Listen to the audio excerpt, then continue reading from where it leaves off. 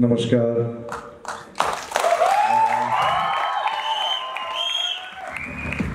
मैं बहुत खुश नसीब हूँ कि मैं इस वक्त यहाँ पर हूँ और मुझे आप लोगों ने बुलाया। इतना आदर, सम्मान, प्यार, आपसे मिलकर बहुत खुशी हुई डिप्टी स्पीकर साहब, और thank you for calling me and I am very privilege. मैं बहुत खुश नसीब हूँ क्योंकि आजकल के ज़माने में प्यार मिलना, सब लोग अपने स्वार्थ के साथ घूमते हैं। सब लोग नहीं, बहुत लोग और ज़्यादातर लोग, और वहाँ पर सचमुच का प्यार मिलना बहुत ही खुश नसीबी की बात है। और मैं इसलिए ऊपर वाला को मैं बहुत तहे दिल से शुक्रगुजार हूँ। एंड मेरी हिंदी उतनी अच्छी नहीं है, मैं असम से हूँ, और असमिया जो भाषा है उसमें लिंग नहीं होता है कि नाउन जो है, संज्ञा जो है, उसमें स्त्रीलिंग और पुल्लिंग नहीं होता है।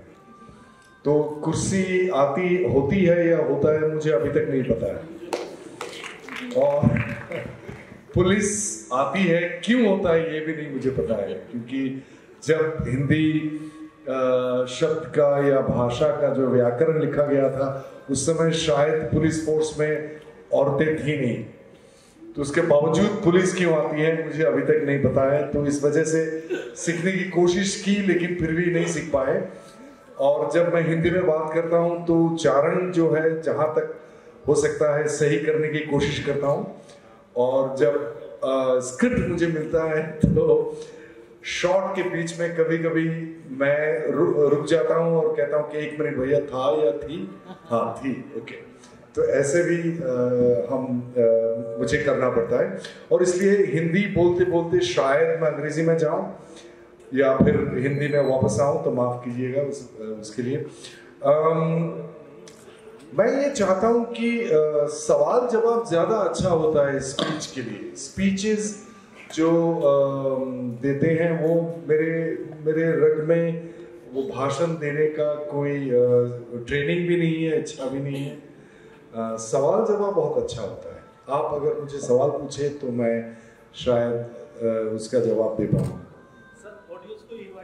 हाँ, ऑडियंस के पास अगर कोई सवाल है या नहीं है तो अच्छी बात है, मैं जाके बैठ जाता हूँ वहाँ पर। अगर सवाल है तो पूछिएगा।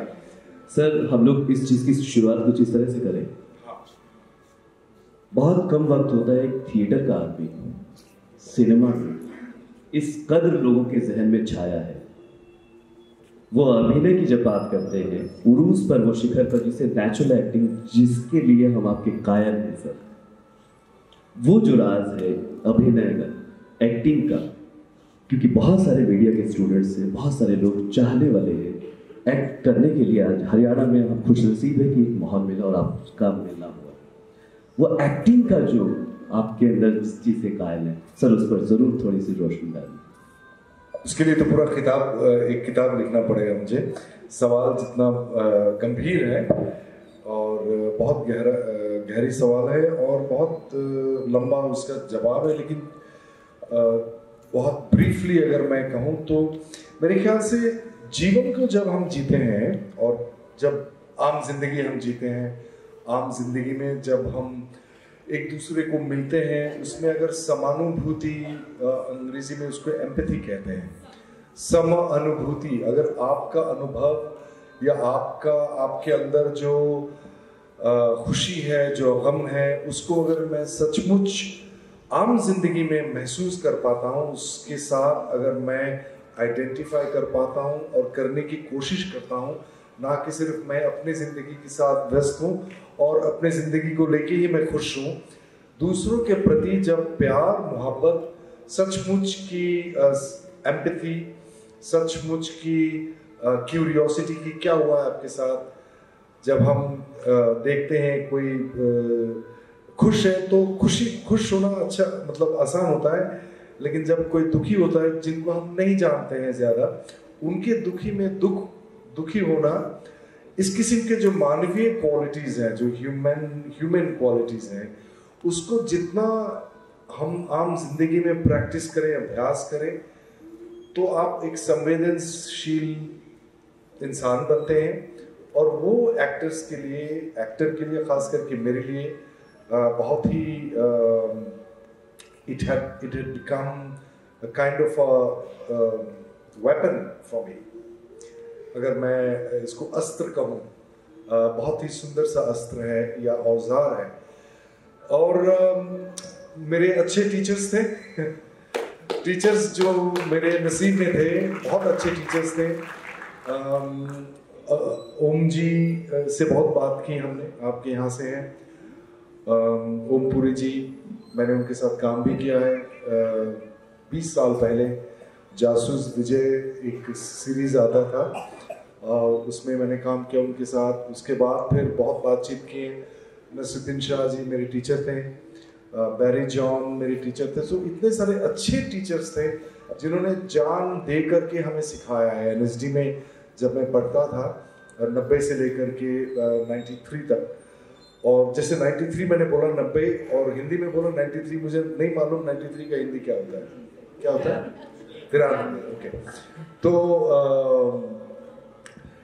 तो बहुत ही और लेकिन ये नहीं कि मैंने मेहनत नहीं की, बहुत मेहनत की है एक्टिंग को सीखने के लिए। एक चीज में मैंने मेहनत नहीं की और उस वजह से बहुत समय मुझे मिल गया था शैली पे काम करना। किस में मेहनत नहीं की, वो है नेटवर्किंग में मैंने मेहनत नहीं की।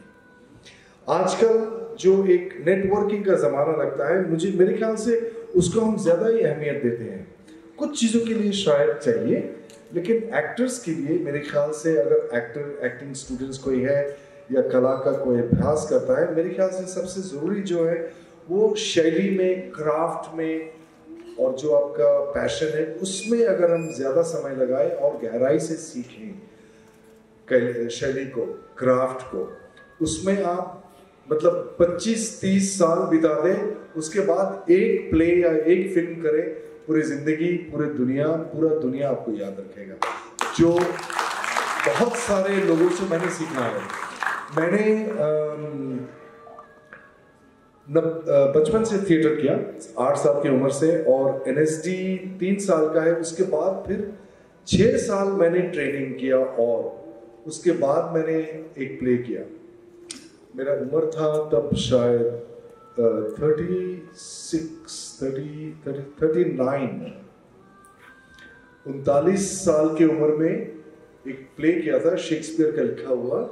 उस प्ले का नाम है ओथेलो, और वो प्ले लंदन में, यूके में एडिनबरा इंटरनेशनल थिएटर फेस्टिवल होता है। वहाँ पर 3000 प्लेज आते हैं पूरी दुनिया से, उसमें से पहला प्राइज हमको मिला।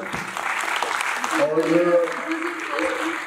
जी, that was my not first play, that was my first play after NSD। NSD का ट्रेनिंग 90 से शुरू हुआ और मैंने ट्रेनिंग खत्म किया 99 में। तो 9 साल ट्रेनिंग खत्म करने के बाद NSD में मुझे लगा कि मुझे एक्टिंग के बारे में कुछ नहीं आता है, और इसलिए मैं करता रहा। एक टीचर से दूसरे टीचर के पास गया, पाँव पड़ा, उन्होंने कुछ और सिखाओ, कुछ और सिखाओ, कुछ और सिखाओ, करते करते 99 में मैंने जो प्ले किया। उसके बाद वो जब पहला हमको, इसको कहते हैं फ्रिंज फर्स्ट, अगर आप गूगल करें तो पता चल जाएगा, फ्रिंज फर्स्ट कहते हैं उसको। और उसके बाद थोड़ा सा मुझे कॉन्फिडेंस मिला कि अच्छा कुछ तो आता है एक्टिंग के बारे में। उसके बाद फिर मैं बॉम्बे कभी गया ही नहीं, काम खोज के, काम तलाश करके कभी नहीं गया, आज तक नहीं गया बॉम्बे गया हूँ शूटिंग करने, लेकिन काम की तलाश में मैं काम कभी नहीं गया। ये कोई गर्व की बात नहीं है, ये एक फैक्ट है। द फैक्ट इज कि मुझे जाना नहीं पड़ा, या मुझे जाने का दिल भी नहीं था।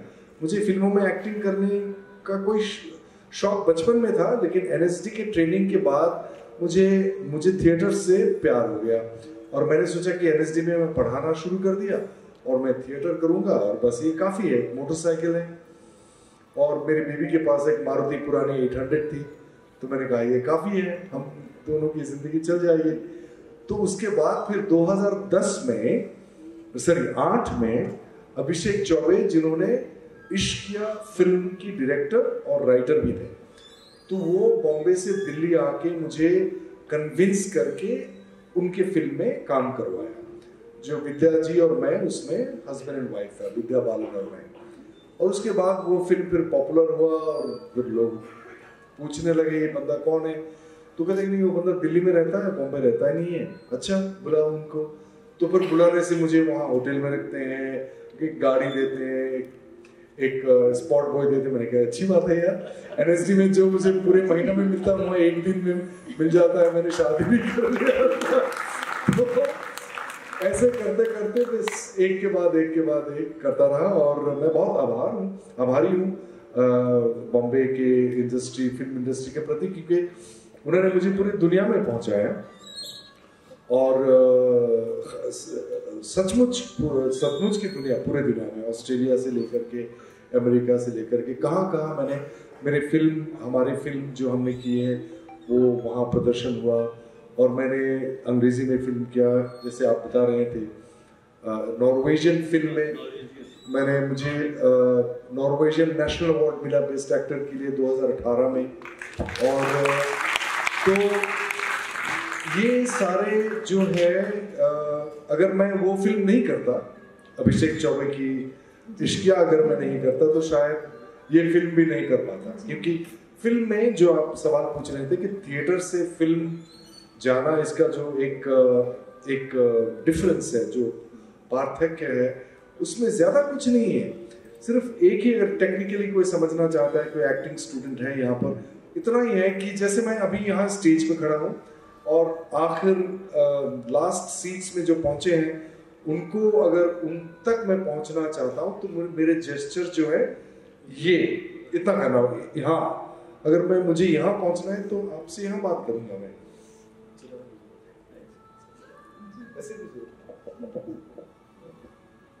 लेकिन यहाँ जैसे आता हूँ तो ये प्रॉक्सिमिटी जो है उसको अगर आप ध्यान में रखें, जो डिस्टेंस है, कैमरा आपके आंखों तक यहाँ तक पहुंच सकता है।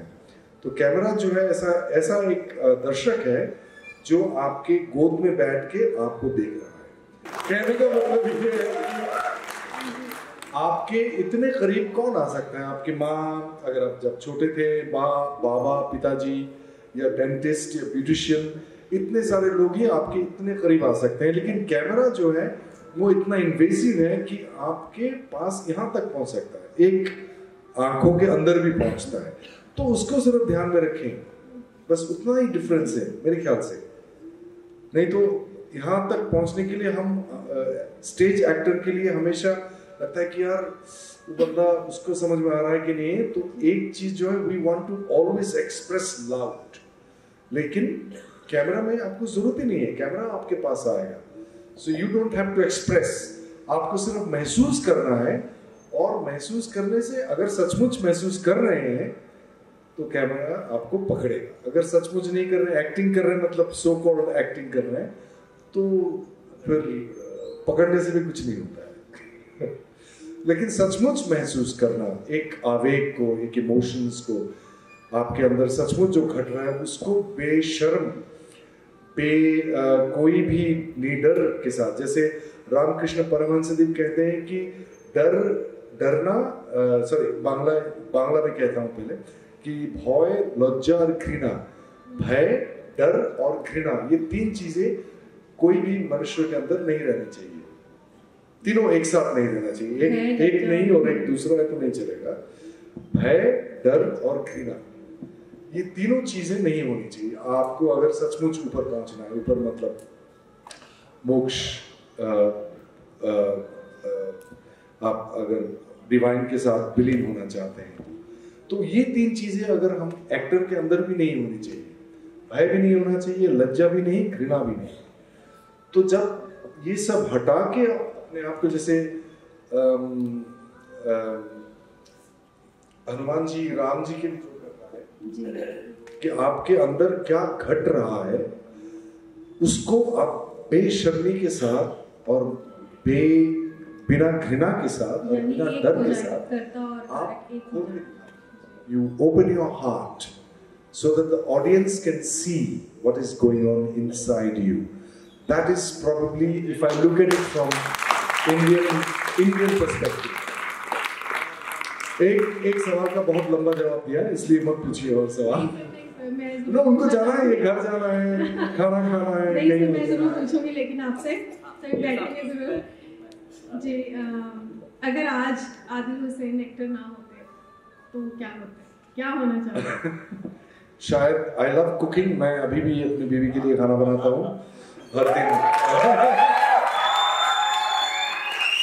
और मेरी बीवी के दिल के अंदर में शायद पेट के जरिए ही ये पहुंचा। बच्चों के लिए एक ही बच्चा है, बेटा है हमारे, और शायद I would have been a cook और chef, whatever you call it. नहीं तो शायद पता नहीं, और ये दो ही चीज आते हैं। और गाड़ी चलाना आता है मुझे, आई लव ड्राइविंग, तो शायद किसी के आपके वहाँ। और इतने सारे किरदारों में आपने जो अलग अलग किरदार निभाए फिल्म में, आपकी दिल के करीब कौन सा किरदार है? सबसे दिल के करीब है, पता नहीं आप लोगों ने देखी कि नहीं, वो सबसे फेवरेट फिल्म है मेरी, मुक्ति भवन, जहां मैंने अपने मेरे पिताजी को ले के बनारस जाता हूँ, क्योंकि वो, हाँ, वो सबसे फेवरेट कैरेक्टर है मेरी मुक्ति भवन में।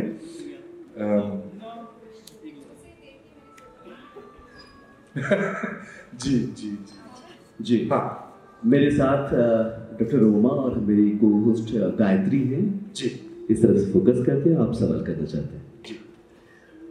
Sir, I have a question. Yes, please. I don't know that how many people have watched Mukti Bhavan are in this premises, but frankly, I'm a fan of such movies, and you are one of such actors कि जो जिस movie में या किसी series में होते हैं, वो सीरीज हम सिर्फ उनके लिए देखते हैं। बहुत बड़ी बड़ी स्टार कास्ट में क्या नहीं कर पाते हैं। And few places are there, not like every place, but today we have come just for you, just to meet you, and it's your favorite movie as well as it's my favorite movie. Sorry to say, but first time I noticed you in that movie. You worked with Kabine, Lutere, Kabir Singh, a lot more. You worked with English also, and after Mukti Bhavan. So, English, I know that this is Adil, but after watching Mukti Bhavan, I was like fan. I was like, yeah, I just want to know, English and Mukti Bhavan, that's commercial cinema. This is not so commercial, and this is, I mean, I don't know, this is art cinema or You can call it, we call it independent. Offbeat cinema. Offbeat, yes, offbeat cinema. So I just want to know, Abhi, you just said that that's your favorite movie. So how tough was that movie? Was that movie tough or the normal commercial cinema? ज़्यादा जोर किसमें लगता है? मेरे ख्याल से कोई कमी नहीं है, किसी भी रोल के लिए आपको उतना ही मेहनत करना पड़ता है। कुछ रोल्स ऐसे होते हैं जैसे मुक्ति भवन। बाय द वे, मुक्ति भवन अगर आप लोगों ने नहीं देखी, वो हॉटस्टार में है, आप देख लीजिएगा, बहुत अच्छी फिल्म है, परिवार के साथ देखिएगा, माँ पिताजी के साथ देखिएगा तो और भी अच्छा लगेगा आपको। तो कोई भी रोल जो है, I didn't get your name ma'am. This is Roma. Hi Roma. So I think every role has its own challenges. Like in English, it doesn't matter whether it's a commercial movie. Some directors would demand everything out of you. Like they would say, no, one more. We want deeper. But some roles, like Mukti Bhavan, वो बहुत अच्छी तरीके से लिखे गए हैं। तो actor का काम जो है 50% लिखाई में वो राइटर्स कर देते हैं, उसमें जो ऑर्गेनिसिटी है, उसमें जो ऑर्गेनिसिटी को मैं हिंदी में मौलिकता इज फंडामेंट, मौलिकता इज ओरिजिनलिटी, ऑर्गेनिसिटी इज जो the way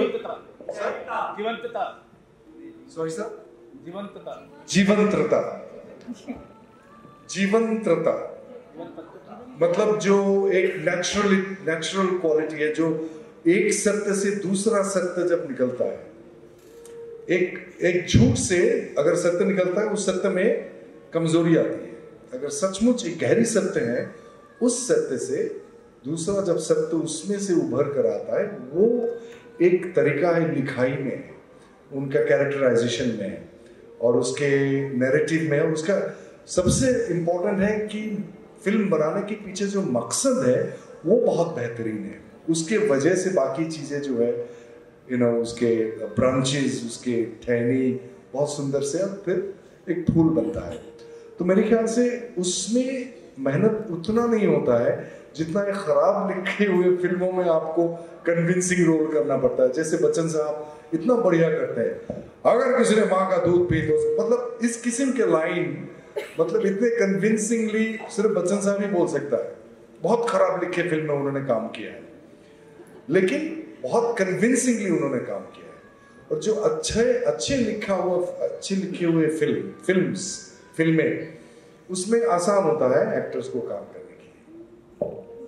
I'm going to go home and straight away watch this movie. Thank you so much. Pleasure, मेरा ख्याल। Thank you so much.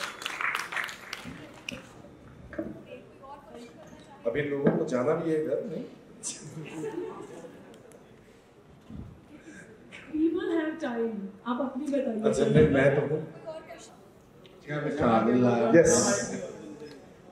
Yes sir. देखिए, मैं इस सवाल को इस तरीके से ले रहा हूँ क्योंकि एक टफ टाइम हम पिछले 2 साल में हमने, क्योंकि कंसंट्रेशन का टाइम था when we are going through a COVID, a new platform came in the name of OTT movie.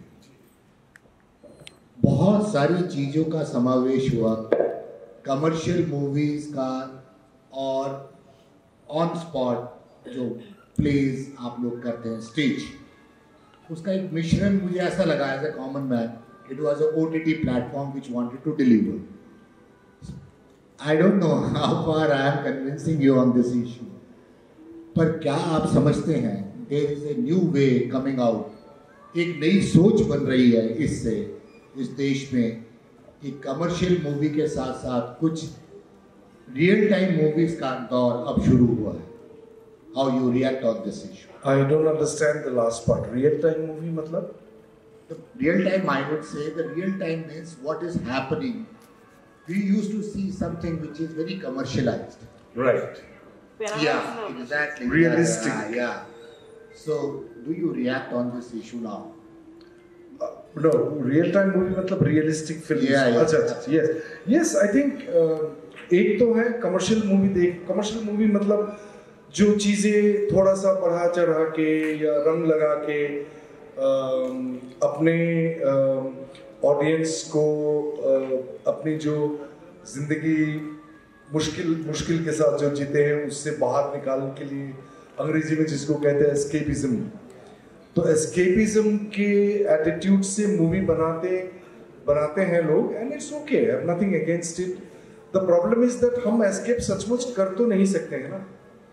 हम 2 घंटा एक धम धड़ाका फिल्म देख लिया और जो रियलिटी है उसको हम 2 घंटे के लिए भूल गए, लेकिन फिर बाहर भी तो निकलना है.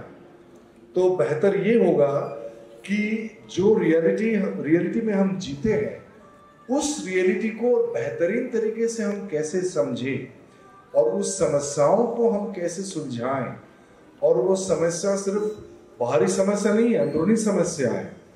आपके अंदर आपके आवेग कैसे काम करते हैं, आप सांस क्यों नहीं ले पा रहे हैं, उनसे क्यों टेंशन है, समाज से क्या परिवर्तन चाहते हैं, ये सारे चीजें अगर जो लिखने वाले हैं वो अगर उनके पास अगर थोड़ा सा ज्ञान है तो ऐसे फिल्में बनाएं जो रियलिटी के साथ जुड़ा हुआ है और समाज को एक पर्सपेक्टिव दे दे.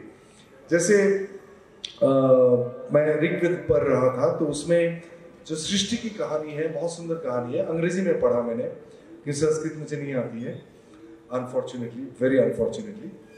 तो उसमें लिखा कि इन द बिगिनिंग, सृष्टि से पहले कुछ भी नहीं था. In the beginning there was nothing, then came the non being. Non being मुझे समझ में नहीं आया कि जो बीइंग नहीं है. From non being came the being and the being was lonely and board. कि पहला जो एंटिटी आया वो बहुत बोर हो रहे थे और अकेला था, और वो अकेलेपन में किसी और एक चीज को एक्सपीरियंस करना चाह रहा था, लेकिन वो अकेला था. और किसी और को बनाने के लिए उनके पास शक्ति था, लेकिन वो चाह नहीं रहा था कि मैं किसी और को बनाऊं, क्योंकि वो चाह रहे थे कि मैं जिसके साथ खेलूंगा वो मेरे इक्वल होनी चाहिए।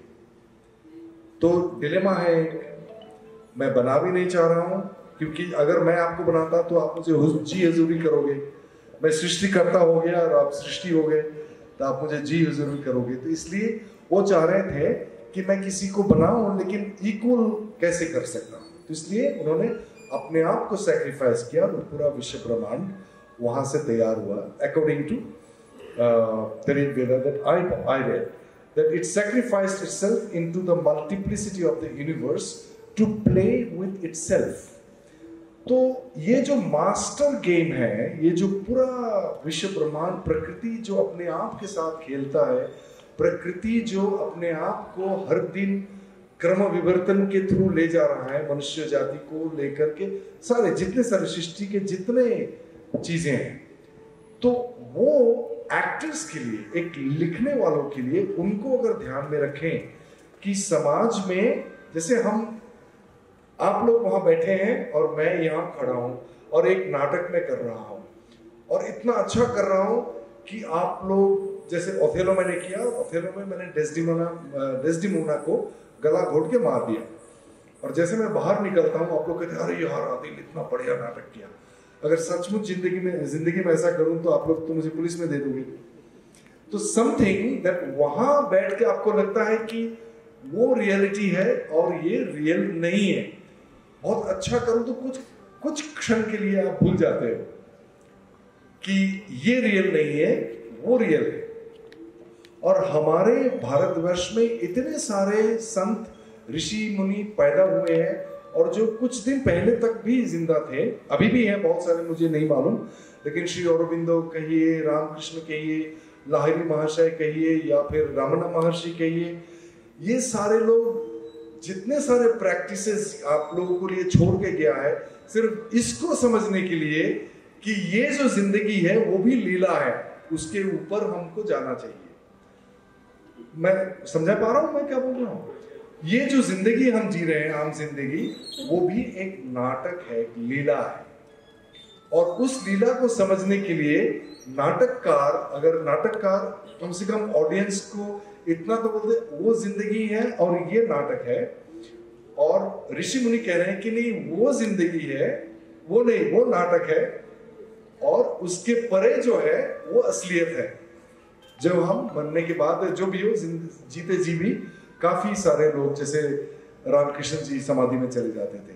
तो ये समझाना कहानीकार को या जो लिखते हैं कि समाज में थोड़ा सा अपने आप को जो है हल्का सा उठा करके मैक्रो व्यू जो कहते हैं, to look at the society, to look at life from a bird's point of view. Drone में जाके थोड़ा सा देखिए, अच्छा वहां ये हो रहा है, ये वहां ये हो रहा है। ये रिस्पॉन्सिबिलिटी होता है जो लिखने वालों का responsibility. According to me that's my response. Sorry मेरी हिंदी बहुत ही खराब है, मैं कोशिश कर रहा हूँ, but thank you so much. मेरा नाम निकिता है। मैं आपसे सर एक बात जानना चाहूँगी कि जो एक अभिनेता होता है वो अपने किरदारों के जरिए, अपनी पिक्चर्स के जरिए ऐसा कोई संदेश देता है लोगों को, कभी ह्यूमैनिटी का, कभी प्यार मोहब्बत का, कभी समाज को सुधारने की बातें करता है। तो सर मैं आपसे जानना चाहूँगी कि आपका ऐसा कौन सा फेवरेट किरदार रहा होगा जिसे आप ऑन स्क्रीन के साथ साथ ऑफ स्क्रीन भी लोगों में भी और साथ ही साथ खुद में भी इम्प्लीमेंट करना चाहते हैं? इसी से एक और छोटी सी रिलेटेड बात मैं आपसे जानना चाहूँगी कि कई बार ऐसा होता है कि किरदार अपने अंदर अपने जो रोल को इस तरीके से बसा लेते हैं कि अगर मतलब उस किरदार से निकलने की कोशिश करें तो वो निकल नहीं पाते। और अगर कभी शूटिंग के टाइम पे आपको गुस्सा आ रहा हो या फिर किसी के काम पर आपको गुस्सा आ रहा हो, तो क्या आप अपने उस किरदार की वजह से अपने फैमिली वालों पर या अपने आसपास वालों पर भी उसका कुछ इफेक्ट पड़ता है, या उस किरदार से निकल पाते हैं, या क्या क्या उसमें रिएक्ट करते हैं? आपसे जानना चाहिए। नहीं, पहला सवाल बहुत बढ़िया सवाल है। सवाल का जो पहला अंश है उसके जवाब में मैं ये कहूँगा कि सारे किरदार जो मैं निभाता हूँ उसमें एक चीज वो ये सवाल मैंने अपने टीचर से पूछा था। अब बैठिए प्लीज। अपने टीचर, एक्टिंग टीचर जो श्री अरविंद आश्रम में आश्रमाइट है, मेरे बहुत ही दिल के करीब की टीचर है मिस्टर शोपन बोशु। तो उनको पूछा था कि सर मैं तो पैसा भी कमा रहा हूँ, ये कर रहा हूँ, लेकिन मेरी एक्टिंग के वजह से समाज में क्या हो रहा है, समाज के भलाई में कैसे कर रहा हूँ।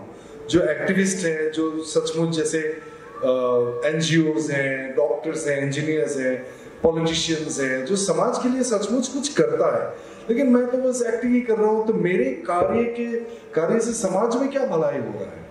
तो उन्होंने कहा कि आदिल, तुम जब करते हो, अगर सचमुच गहराई में जाके करते हो, तुम जो रोल करते हो, जैसे इंग्लिश में, अगर सब लोगों ने शायद किसी ने ज्यादा देखा हुआ फिल्म है, इंग्लिश में आपने एक मेल शोविनिस्ट हस्बैंड का रोल किया है, तो उसमें करते समय आपको लोगों के साथ लोगों ने सोचा कि आप वैसा हो कुछ पल के लिए, लेकिन आप वैसा नहीं हो, ये भी जानते हैं शायद, या नहीं जानते, मुझे नहीं मालूम, लेकिन वो जो एक एम्पैथी कहते हैं ना, I am trying to answer it's a difficult question, कि अगर मैं आपके दिल में, मेरे चरित्र के जरिए आपके दिल में इस चरित्र के लिए एक एम्पैथी पैदा कर पाता हूं, एक सहानुभूति, समानुभूति पैदा कर पाता हूं, तब मेरा काम हो गया।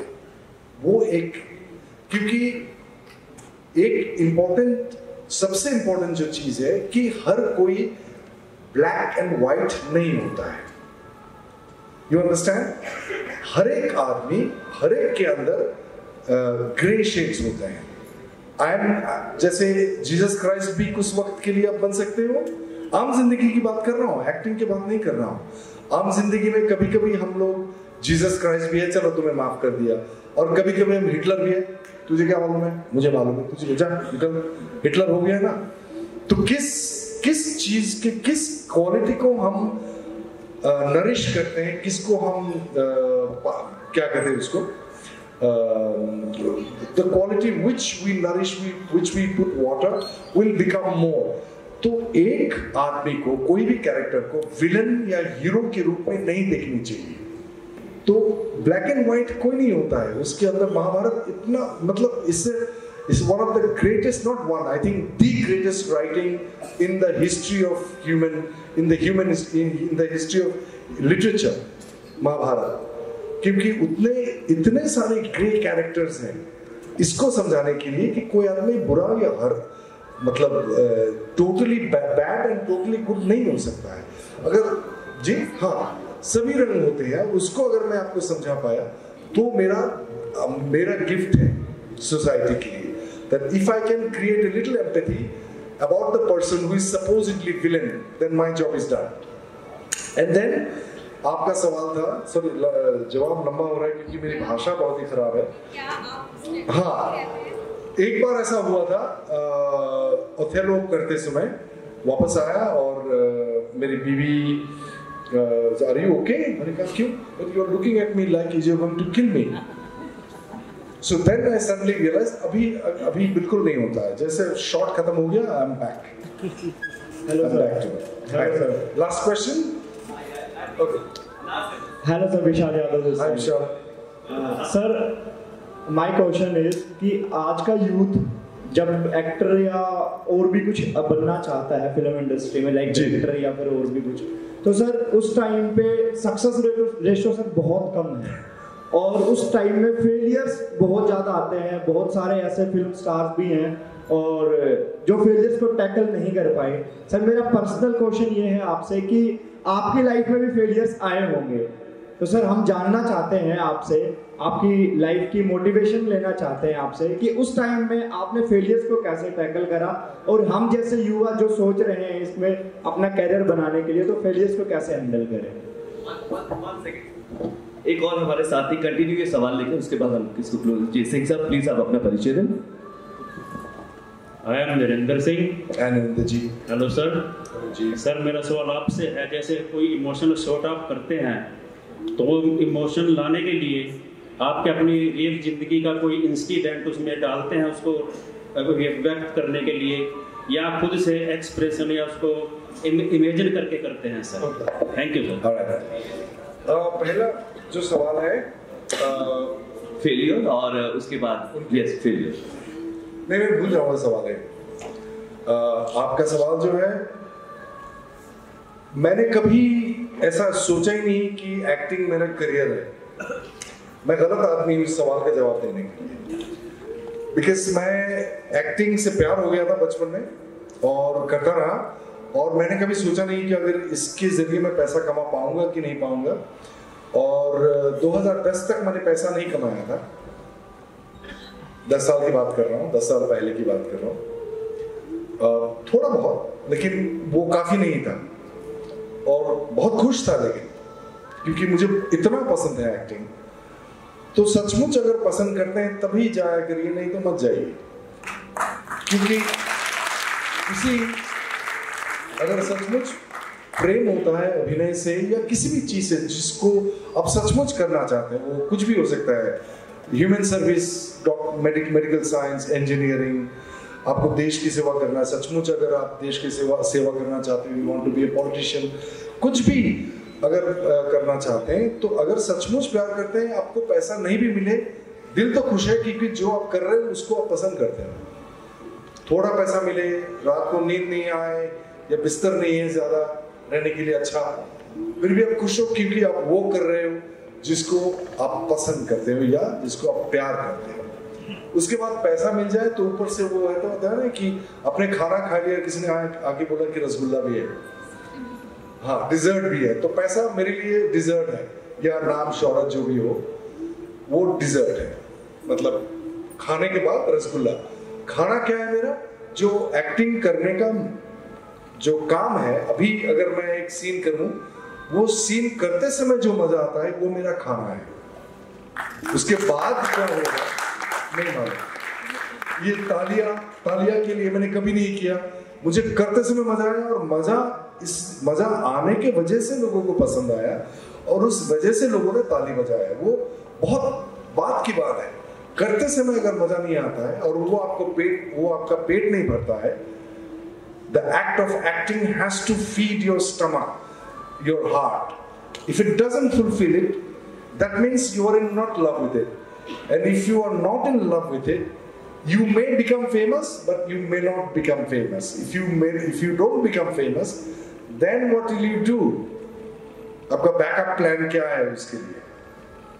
तो करियर का सवाल वो किसी और को पूछना पड़ेगा आपको। और एक सिंह साहब का इमोशंस सर, हर समय अगर नहीं उनका सवाल का जवाब दे दूं, आपने जो पूछा, नरेंद्र जी आप बैठिए प्लीज, मत खड़े मत होइए। तो सवाल का जवाब है कि हमेशा जो जितने सारे पूरे पृथ्वी के महान एक्टर्स हैं, जिनको मैं बहुत महान मानता हूँ, वो लोग ये सजेस्ट करते हैं कि इमोशंस जो है हमेशा रियल होनी चाहिए, आपका होनी चाहिए। उसको कैसे लाते हैं आप इस वक्त जब आप एक्टिंग करते हो, उसके ढेर सारे टेक्निक्स हैं। एक तो है कि जो आपके साथ घटा है उसको याद करें, उसको हम कहते हैं इमोशनल मेमोरी। एक्टिंग के जो स्कूल्स के जितने सारे भाषा है, उस भाषा में हम कहते हैं इमोशनल मेमोरी। लेकिन कभी कभी वो इमोशनल मेमोरी काम नहीं भी कर सकता है। तो हमारे भारतीय जो कला है, जो नाट्य शास्त्र 5000 साल पहले लिखा गया है, ये बताते हैं, उसमें कुछ टेक्निक्स है और मैं वो इस्तेमाल करता हूँ। क्योंकि ढेर सारे स्कूलों में क्या है, वेस्टर्न टेक्निक सिखाया जाता है और भारतीय टेक्निक जो है कम सिखाया जाता है। और बहुत ही इंटरेस्टिंग है कि भारतीय टेक्निक, मेरे ख्याल से, मैं आप लोगों की तरफ देख ही नहीं रहा, भारतीय टेक्निक जो है वो ज्यादा मेरे लिए काम करता है। और वो सांस के जरिए आवेग का, सांस के साथ आवेग का जो एक डीप बहुत गहरी कनेक्शन है, उसको कैसे हम एक साथ काम करा सकते हैं। आप जैसे सांस लेते हैं, जिस किस्म के सांस लेते हैं, उस किस्म का आवेग आप पैदा कर सकते हैं।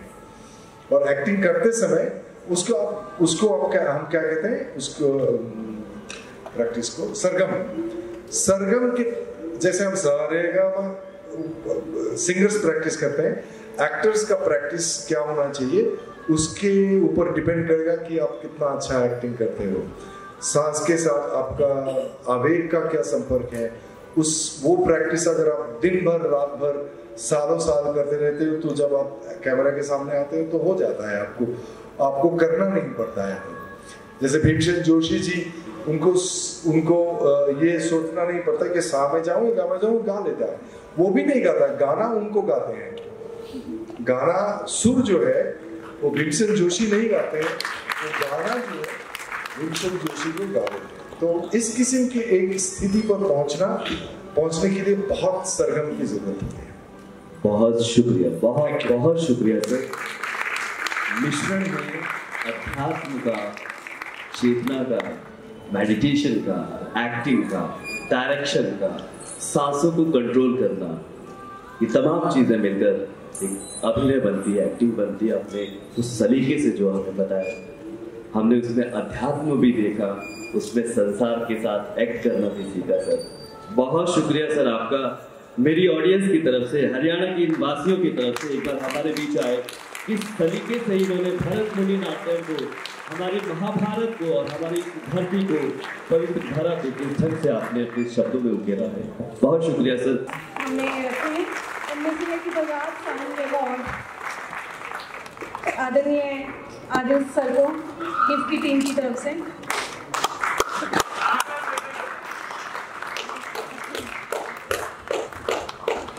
आयुष,